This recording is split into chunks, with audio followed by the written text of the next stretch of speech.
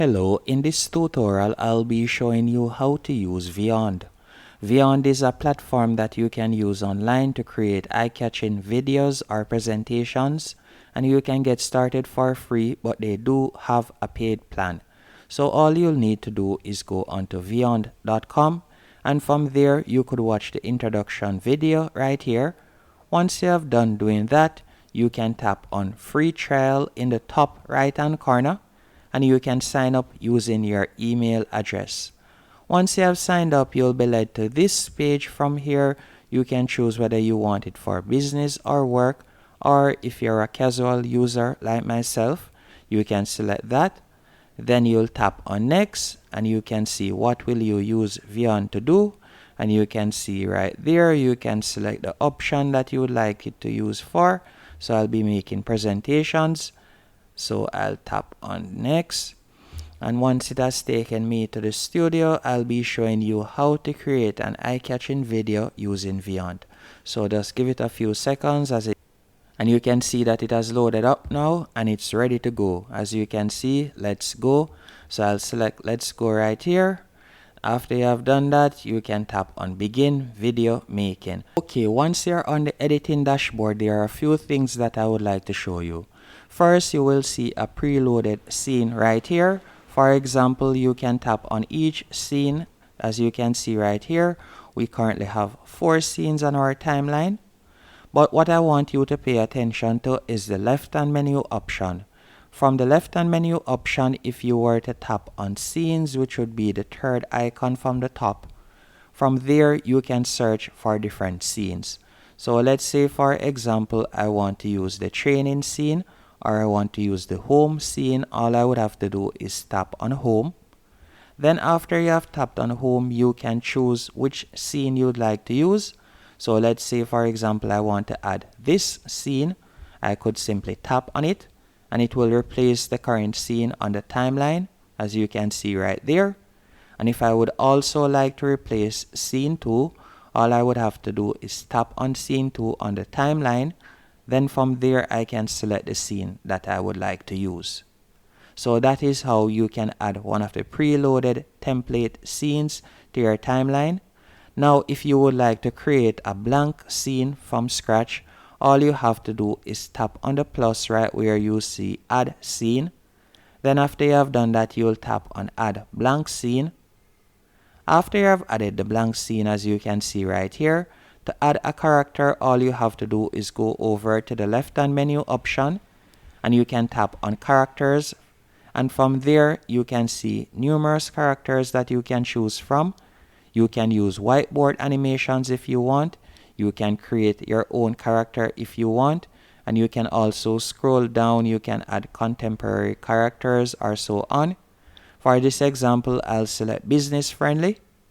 After selecting business friendly, you can see the different categories right here, and I'm going to tap on travel. Then you can see the different characters I can choose from, and for example's sake, I'm just going to be using this character right here, and you can pull it into place that you want, and you can also adjust the size of the character.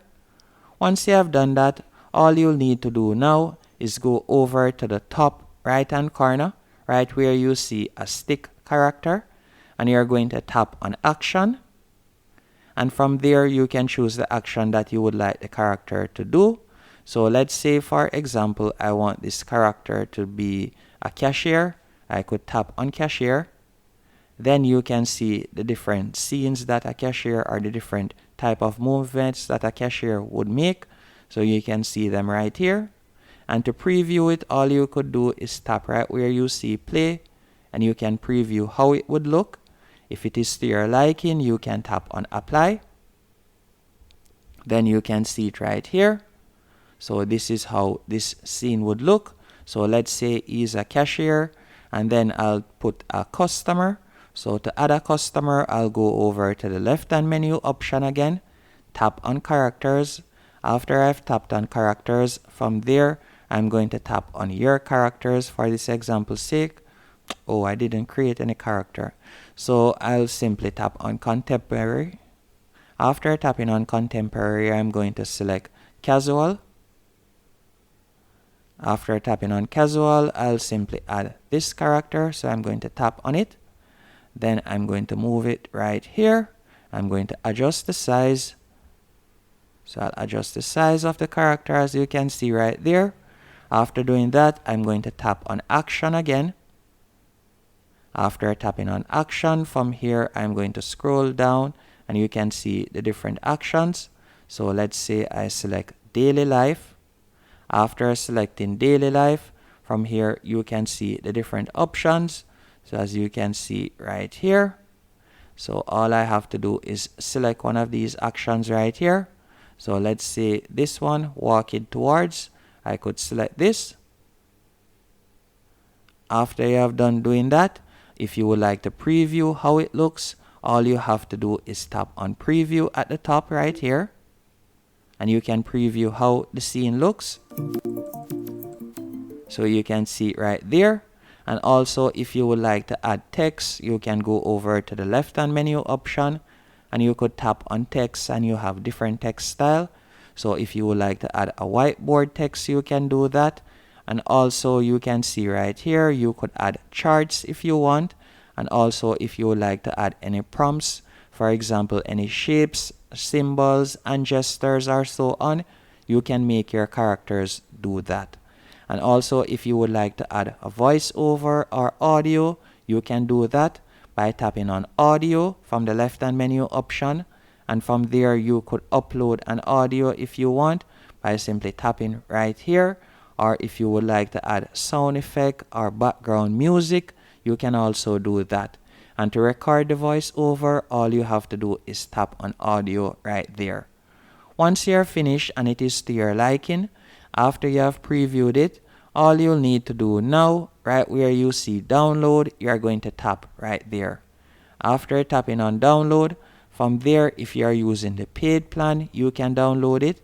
If you are not using the paid plan, what I would recommend you do is tap right where you see save. So you can see that it is currently saving and the video is saved. Once it has been saved, you can tap on share. And from there, again, you'll have to be on the paid plan to get a link to share it. Hope you found this video helpful and informative, as this is the only pullback with this platform, as you are not able to save the video or share the video.